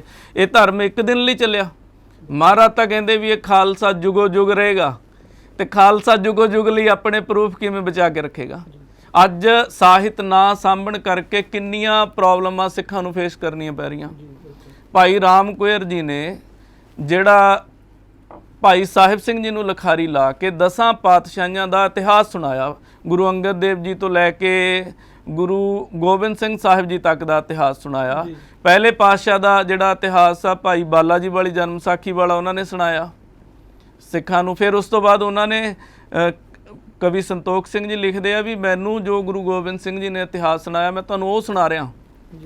ਤੇ ਜਿਹੜੀ ਉਹ ਪੋਥੀ ਸਾਹਿਬ ਸਿੰਘ ਲਿਖਾਰੀ ਨੂੰ ਲਾ ਕੇ ਲਿਖੀ ਗਈ, ਉਹ ਪੋਥੀ ਕਿੱਥੇ ਅੱਜ? ਉਹ ਪੋਥੀ ਤੋਂ ਹੀ ਸੂਰਜ ਪ੍ਰਕਾਸ਼ ਛੰਦਾਬੰਦੀ 'ਚ ਆਇਆ, ਉਹ ਵਾਰਤਕ 'ਚ ਲਿਖੀ ਗਈ ਸੀ। ਤੇ ਗਿਆਨੀ ਜੀ ਆਪ ਜੀ ਇਹਦਾ ਦੋਸ਼ੀ ਕਿਸ ਨੂੰ ਮੰਨਦੇ ਹੋ ਕਿ ਇਸ ਦਾ ਜਿਹੜੇ ਜ਼ਿੰਮੇਵਾਰ ਨੇ ਉਹ ਅੰਗੀਠੀਆਂ ਦੇ ਮਾਲਕ ਨੇ, ਸਾਡੀਆਂ ਨਾਮਵਰ ਸੰਸਥਾਵਾਂ ਨੇ, ਜਾਂ ਅਣਭੋਲੀ ਸੰਗਤ ਹੈ? ਇਸ ਦਾ ਕਾਰਨ ਕੀ ਮੰਨਦੇ ਹੋ ਆਪ ਜੀ? ਇਹਦਾ ਸਾਰੇ ਹੀ ਦੋਸ਼ੀ ਆ। ਮੈਂ ਵੀ ਦੋਸ਼ੀ ਹਾਂ ਉਸ ਚੀਜ਼ ਦਾ, ਤੁਸੀਂ ਵੀ ਹੋ, ਅੰਗੀਠਿਆਂ ਵਾਲੇ ਵੀ ਆ, ਸੰਸਥਾਵਾਂ ਵਾਲੇ ਵੀ ਆ। ਅਸੀਂ ਉਹਨਾਂ ਨੂੰ ਅਵੇਅਰ ਹੀ ਨਹੀਂ ਕਰ ਸਕੇ। ਅਸੀਂ 30 ਸਾਲ ਬਾਅਦ ਅੱਜ ਜਾਗ ਰਹੇ ਹਾਂ। ਅੱਜ ਸੋਸ਼ਲ ਮੀਡੀਆ ਤੇ ਵੀ ਸਿੱਖ ਕਹਿ ਰਹੇ ਆ ਸਾਡਾ ਸਾਹਿਤ ਸਾੜਤਾ। 30 ਸਾਲ ਪਹਿਲਾਂ ਅਸੀਂ ਕਿੱਥੇ ਸੀ ਬਈ? ਮੈਂ ਤਾਂ 4-5 ਸਾਲਾਂ ਦਾ ਸੀ ਉਦੋਂ, ਜਦੋਂ ਦਾ ਇਹ ਕੰਮ ਸ਼ੁਰੂ ਹੋਇਆ। ਅੱਜ ਕਿੱਥੇ ਚਲਾ ਗਿਆ? ਕਿੰਨਾ ਸਾਹਿਤ ਸਾਡਾ ਜਿਹੜਾ ਉਹ ਸੜ ਗਿਆ, ਸੁਆਹ ਹੋ ਗਿਆ। ਉਹਦੇ ਬਾਰੇ ਅਸੀਂ ਬਿਆਨ ਨਹੀਂ ਕਰ ਸਕਦੇ। ਇਹਦੇ ਸਾਰੇ ਜੇ ਅਸੀਂ ਨਹੀਂ ਸੰਭਲਦੇ, ਜੇ ਅਸੀਂ ਇੱਦਾਂ ਦੀਆਂ ਨਵੀਆਂ ਸੰਸਥਾਵਾਂ ਕਾਇਮ ਨਹੀਂ ਕਰਦੇ ਜਿਹੜੀਆਂ ਸਾੜਨ ਦੀ ਬਜਾਏ ਸੰਭਾਲਣ, ਜਿਹੜੀਆਂ ਸੰਗਤ ਨੂੰ ਸਾੜਨ ਦੀ ਬਜਾਏ ਅਵੇਅਰ ਕਰਨ ਵੀ ਸਾੜਨਾ ਨਹੀਂ ਸੰਭਾਲਣਾ ਆ, ਜਿੰਨੀ ਦੇਰ ਇਦਾਂ ਦੇ ਉਪਰਾਲੇ ਨਹੀਂ ਕਰਦੇ, ਇਦਾਂ ਦੀਆਂ ਸੰਸਥਾਵਾਂ ਕਾਇਮ ਨਹੀਂ ਕਰਦੇ ਅੰਗੀਠਿਆਂ ਦੀ ਥਾਂ ਤੇ, ਉਨੀ ਦੇਰ ਇਹ ਹੁੰਦਾ ਰਹੇਗਾ। ਤੇ ਅਸੀਂ ਉਹਦੇ ਜ਼ਿੰਮੇਵਾਰ ਸਾਰੇ ਹੋਵਾਂਗੇ। ਇੱਕ ਬੰਦਾ ਕਿਸੇ ਨੂੰ ਜ਼ਿੰਮੇਵਾਰ ਨਹੀਂ ਕਿਹਾ ਜਾ ਸਕਦਾ ਜੀ। ਤੇ ਇਸ ਸੰਬੰਧ ਦੇ ਵਿੱਚ ਤੁਹਾਡਾ ਕੀ ਉਪਰਾਲਾ ਰਹੇਗਾ ਆਉਣ ਵਾਲੇ ਸਮੇਂ 'ਚ? ਆਉਣ ਵਾਲੇ ਸਮੇਂ 'ਚ ਅਸੀਂ ਇੱਕ ਸਾਹਿਤ ਸਦਨ ਬਣਾਉਣ ਦੀ ਸੋਚ ਰਹੇ ਹਾਂ ਵੀ ਜਿਹਦੇ 'ਚ ਜਿਹੜਾ ਮੇਰੇ ਕੋਲ ਸਾਹਿਤ ਇਕੱਠਾ ਹੋਇਆ ਗੁਰੂ ਸਾਹਿਬ ਨੇ ਦਿੱਤਾ ਆ, ਠੀਕ ਹੈ ਜੀ, ਉਹਨੂੰ ਇੱਕ ਸਾਹਿਤ ਸਦਨ ਬਣਾ ਕੇ ਉੱਥੇ ਉਹਨੂੰ ਸੁਸ਼ੋਭਿਤ ਕੀਤਾ ਜਾਏ ਤਾਂ ਕਿ ਸਿੱਖ ਸੰਗਤ, ਸਿੱਖ ਸਕਾਲਰ ਉਹਦਾ ਫਾਇਦਾ ਲੈ ਸਕਣ। ਉਹਦਾ ਫਾਇਦਾ ਹੁਣ ਵੀ ਲੈਂਦੇ ਆ ਵਿਦਿਆਰਥੀ, ਜਿਹੜੇ PhD ਲੈਵਲ ਦੇ ਵਿਦਿਆਰਥੀ ਆ ਜਾਂ MPhil ਕਰਦੇ ਆ। ਬਹੁਤ ਸਾਰੇ ਵਿਦਿਆਰਥੀ ਮੇਰੇ ਕੋਲ ਆਉਂਦੇ ਆ। ਮੈਂ ਖੁੱਲ੍ਹਾ ਸੱਦਾ ਵੀ ਦਿੰਦਾ ਸਾਰਿਆਂ ਨੂੰ, ਕੋਈ ਕਿਸੇ ਵੀ ਵਿਸ਼ੇ ਤੇ ਖੋਜ ਕਰ ਰਿਹਾ, ਮੇਰੇ ਕੋਲ ਅਗਰ ਕੁਝ ਹੋਏਗਾ ਤਾਂ ਤੁਸੀਂ ਜ਼ਰੂਰ ਲਓ, ਆ ਕੇ ਆਪਣੀ ਖੋਜ ਕਰੋ। ਦੂਸਰੀ ਗੱਲ ਇਹ ਵੀ ਆ, ਅਸੀਂ ਬਾਰ-ਬਾਰ ਗੇੜੇ ਨਹੀਂ ਮਰਾਉਂਦੇ। ਇੱਕ ਵਾਰ ਕਹੀਦਾ ਭਾਈ 5-7 ਘੰਟੇ ਕੱਢ ਗਿਆ ਜਦੋਂ ਮੇਰੇ ਕੋਲ ਟਾਈਮ ਹੋਵੇ, ਠੀਕ ਹੈ ਜੀ। ਤੇ ਇਹ ਵੀ ਨਹੀਂ ਹੁੰਦਾ ਵੀ ਮੈਂ 6-6 ਮਹੀਨੇ ਟਾਈਮ ਨਹੀਂ ਦੇ ਸਕਦਾ, ਮੈਂ ਕਿਹੜਾ ਐਡਾ VIP ਬੰਦਾ। ਜਦੋਂ ਕੋਈ ਫੋਨ ਕਰੇ ਮਹੀਨੇ 2 ਮਹੀਨੇ ਦੇ ਵਿੱਚ ਅਗਲੇ ਨੂੰ 5-7 ਘੰਟੇ ਦੇ ਦਈਦੇ ਆ। ਤੇ ਇੱਕ ਵਾਰੀ ਆਵੇ, ਇੱਕ ਵਾਰੀ ਆ ਕੇ ਦੇਖ ਲਵੇ, ਜੋ ਚੀਜ਼ ਜ਼ਰੂਰਤ ਹੈ ਉਹਦੀ ਫੋਟੋ ਕਾਪੀ ਕਰਾ ਕੇ ਦਈਦੀ ਆ। ਕਿਉਂਕਿ ਪਹਿਲਾਂ 200-300 ਕੀਮਤੀ ਲਿਖਤਾਂ ਮੈਂ ਗਵਾ ਚੁੱਕਿਆ। ਜਿਹੜੀਆਂ ਮੈਨੂੰ ਵਾਪਸ ਨਹੀਂ ਆਈਆਂ, ਇਸ ਕਰਕੇ ਖੁਦ ਫੋਟੋ ਸਟੇਟ ਕਰਾ ਕੇ ਜਾਂ ਫੋਟੋਆਂ ਖਿੱਚਣੀਆਂ ਮੌਕੇ ਤੇ ਖਿੱਚ ਸਕਦੇ ਹੋ, ਉਹ ਦੇਈ ਦੀਆਂ। ਤੇ ਇੱਕ ਤਾਂ ਇਹ ਉਪਰਾਲਾ ਸਾਹਿਤ ਸਦਨ ਦਾ ਆ, ਇਹ ਅਜੇ ਥੋੜਾ ਸਮਾਂ ਲੱਗ ਸਕਦਾ, ਪਰ ਇਸ ਤੋਂ ਪਹਿਲੇ ਅਸੀਂ ਇੱਕ ਗੁਰਮਤਿ ਵਿਦਿਆਲਾ ਬਣਾਉਣ ਜਾ ਰਹੇ ਹਾਂ, ਜਿਹੜਾ ਗੁਰਮਤਿ ਵਿਦਿਆਲਾ ਵੀ ਹੋਏਗਾ ਔਰ ਸਾਹਿਤ ਨੂੰ ਸੰਭਾਲਣ ਦੇ ਲਈ ਜਿਹੜੇ ਕਾਰਜ ਆ ਉਹ ਵੀ ਕਰੇਗਾ। ਔਰ ਥਾਂ ਥਾਂ ਤੇ ਜਾ ਕੇ ਅਸੀਂ ਸੰਗਤ ਨੂੰ ਸੁਚੇਤ ਵੀ ਕਰਾਂਗੇ ਵੀ ਕਿਰਪਾ ਕਰਕੇ ਜਿਹੜਾ ਆਪਣਾ ਸਾਹਿਤ ਹੈ ਉਹਨੂੰ ਸਾੜਨ ਵਾਲੀਆਂ ਥਾਵਾਂ ਤੇ ਦੇਣ ਦੀ ਬਜਾਏ ਸਾਡੇ ਵਿਦਿਆਲੇ 'ਚ ਦਿਓ, ਜਾਂ ਸਾਨੂੰ ਦੱਸੋ, ਅਸੀਂ ਆ ਕੇ ਉੱਥੇ ਤੁਹਾਡੇ ਕੋਲੋਂ ਆ ਕੇ ਲਿਜਾ ਸਕੀਏ। ਕਿਉਂਕਿ ਹੁਣ ਦਾਸ ਆਪਣੇ ਘਰ ਤੋਂ ਸੇਵਾ ਕਰਦਾ, ਹੁਣ ਕਈ ਵਾਰ ਕਿਤੇ ਜਾ ਕੇ ਜਦੋਂ ਦੱਸੀਦਾ ਆ ਨਾ ਆਪਣੇ ਬਾਰੇ, ਪ੍ਰੋਬਲਮ ਫੇਸ ਕਰਨੀ ਪੈਂਦੀ ਆ। ਤੇ ਜਦੋਂ ਕੋਈ ਅਸਥਾਨ ਹੁੰਦਾ ਉਹ ਸੰਗਤ ਲਈ ਵੀ ਖੁੱਲ੍ਹਾ ਹੁੰਦਾ, ਜਦੋਂ ਮਰਜ਼ੀ ਸੰਗਤ ਆਵੇ, ਉੱਥੇ ਕੋਈ ਚੀਜ਼ ਪੜ੍ਹਨੀ ਹੈ ਪੜ੍ਹ ਵੀ ਸਕਦੀ ਹੈ, ਕੋਈ ਪੁਰਾਤਨ ਪੋਥੀ ਦੇਣੀ ਹੈ ਉਹ ਪੋਥੀ ਸਾਹਿਬ ਦੇ ਵੀ ਸਕਦੇ ਆ ਉੱਥੇ। ਤੇ ਇਹ ਸੰਗਤ ਦੇ ਸਹਿਯੋਗ ਨਾਲ ਕਰਨ ਜਾ ਰਹੇ ਹਾਂ। ਬਾਕੀ ਗੁਰੂ ਸਾਹਿਬ ਕਿਰਪਾ ਕਰਨ, ਸੰਗਤਾਂ ਕਿਰਪਾ ਕਰਨ। ਬੜਾ ਵਧੀਆ ਉਪਰਾਲਾ ਹੈ। ਸੰਗਤ ਜੀ ਕਹਿੰਦੇ ਨੇ ਕਿ ਜਿਹੜੀ ਬੇਰੀ ਦੀ ਜੜੀ ਸੁੱਕ ਜਾਵੇ ਉਸਦੇ ਫੁੱਲ ਵੀ ਨਹੀਂ ਤੇ ਉਸਦੇ ਫਲ ਵੀ ਨਹੀਂ। ਜਿਸ ਕੌਮ ਦਾ ਸਾਹਿਤ ਹੀ ਨਸ਼ਟ ਹੋ ਜਾਵੇ ਉਹ ਕੌਮ ਅੱਜ ਵੀ ਨਹੀਂ ਤੇ ਉਹ ਕੌਮ ਕੱਲ੍ਹ ਵੀ ਨਹੀਂ। ਇਸ ਕਰਕੇ ਸਾਹਿਤ ਨੂੰ ਸੰਭਾਲਣਾ ਸਾਡੇ ਸਾਰਿਆਂ ਦੀ ਜ਼ਿੰਮੇਵਾਰੀ ਬਣਦੀ ਹੈ।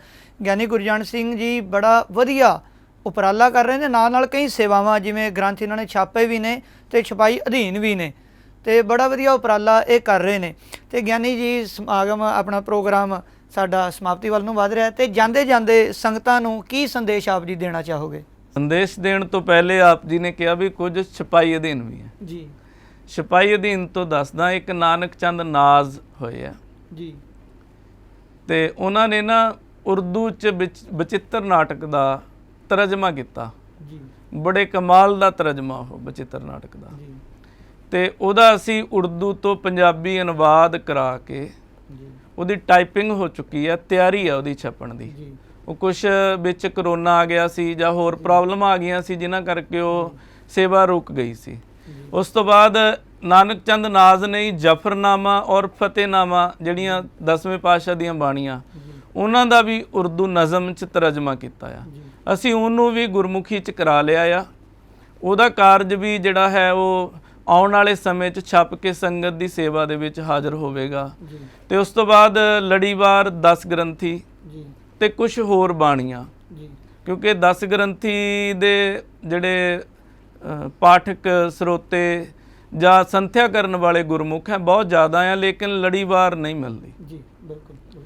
ਜਿਹਦੀ ਸੁਧਾਈ ਦੀ ਸੇਵਾ ਗਿਆਨੀ ਹਰਦੀਪ ਸਿੰਘ ਜੀ, ਉਹਨਾਂ ਦੇ ਵਿਦਿਆ ਗੁਰੂ ਗਿਆਨੀ ਜਗਜੀਤ ਸਿੰਘ ਜੀ, ਉਹਨਾਂ ਵੱਲੋਂ ਹੋਈ ਆ।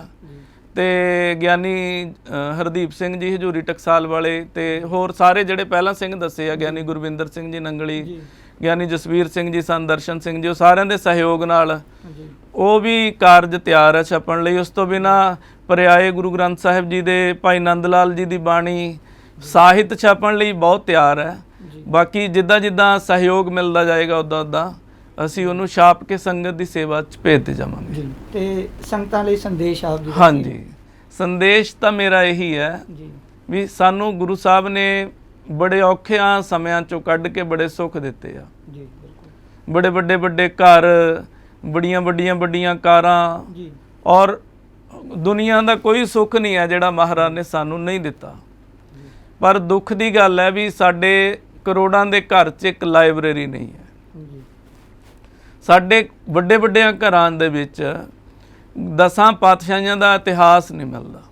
ਜੇ ਸਾਡੇ ਬੱਚੇ ਸਾਨੂੰ ਪੁੱਛਦੇ ਆ 10ਵੇਂ ਪਾਤਸ਼ਾਹ ਦੇ ਇਤਿਹਾਸ ਬਾਰੇ, ਸਾਨੂੰ ਖੁਦ ਵੀ ਨਹੀਂ ਪਤਾ ਹੁੰਦਾ, ਤੇ ਸਾਡੇ ਕੋਲ ਬੱਚਿਆਂ ਨੂੰ ਪੜ੍ਹਾਉਣ ਲਈ ਵੀ ਕੁਝ ਨਹੀਂ ਹੁੰਦਾ। ਉਹਦੇ ਲਈ ਆਪਣੇ ਘਰਾਂ 'ਚ ਲਾਇਬ੍ਰੇਰੀਆਂ ਬਣਾਓ, ਤੇ ਉਹਦੇ ਵਿੱਚ ਜਿਵੇਂ ਭਾਈ ਵੀਰ ਸਿੰਘ ਜੀ ਹੋ ਗਏ, ਹੋਰ ਕੋਈ ਤੁਸੀਂ ਬਹੁਤੇ ਲੰਮੇ ਚੱਕਰ 'ਚ ਨਹੀਂ ਪੈਣਾ, ਭਾਈ ਵੀਰ ਸਿੰਘ ਜੀ ਦਾ ਰਚਿਆ ਸਾਹਿਤ ਆਪਦੇ ਘਰੇ ਰੱਖ ਲਓ।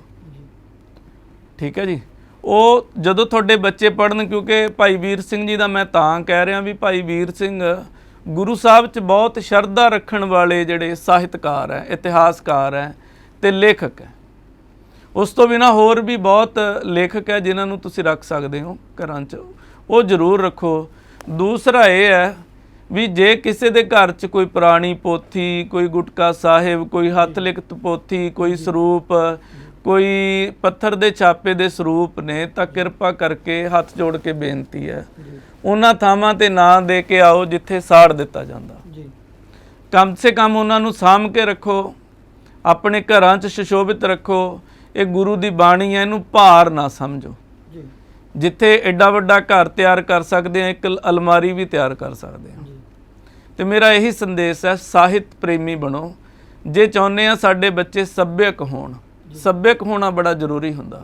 ਸਾਡੇ ਬੱਚੇ ਭਵਿੱਖ 'ਚ ਅੱਗੇ ਵਧਣ, ਉਹਦੇ ਲਈ ਸਾਹਿਤ ਜਿਹੜਾ ਹੈ ਉਹ ਘਰ 'ਚ ਹੋਣਾ ਬਹੁਤ ਜ਼ਰੂਰੀ ਹੈ। ਤੁਸੀਂ ਕੇਰਲ ਦੇ ਏਰੀਏ 'ਚ ਚਲੇ ਜਾਓ, ਉਹਨਾਂ ਦੇ ਬੱਚੇ ਇੰਨੇ ਜ਼ਿਆਦਾ ਪੜ੍ਹੇ ਲਿਖੇ ਅੱਜ ਮੇਰੇ ਖਿਆਲ 'ਚ ਦੇਸ਼ 'ਚ IAS IPS ਆਫਿਸਰ ਜਿੰਨੇ ਕੇਰਲ ਦੇ ਆ, ਜਾਂ ਵੱਡੇ ਆਫਿਸਰ ਜਿਹੜੇ ਆ ਉਹ ਜਿੰਨੇ ਕੇਰਲ ਦੇ ਆ, ਸ਼ਾਇਦ ਕਿਸੇ ਹੋਰ ਸਟੇਟ ਦੇ ਜਿਹੜੇ ਹੈਗੇ ਉਹ ਬੱਚੇ ਨਹੀਂ ਹੈ। ਉਹਦੇ ਪਿੱਛੇ ਕਾਰਨ ਹੈ, ਉਹਨਾਂ ਦੇ ਘਰੇ ਹੋ ਸਕਦਾ ਵੀ AC ਨਾ ਹੋਵੇ, ਵੱਡੀ ਗੱਡੀ ਨਾ ਹੋਵੇ, ਪਰ ਸਾਹਿਤ ਲਾਇਬ੍ਰੇਰੀ ਜ਼ਰੂਰ ਹੁੰਦੀ ਹੈ। ਇਹ ਵੱਡਾ ਕਾਰਨ ਹੈ ਕਿ ਉਹਨਾਂ ਦੇ ਬੱਚਿਆਂ ਦੀ ਬਚਪਨ ਤੋਂ ਪੜ੍ਹਨ 'ਚ ਰੁਚੀ ਹੁੰਦੀ ਹੈ।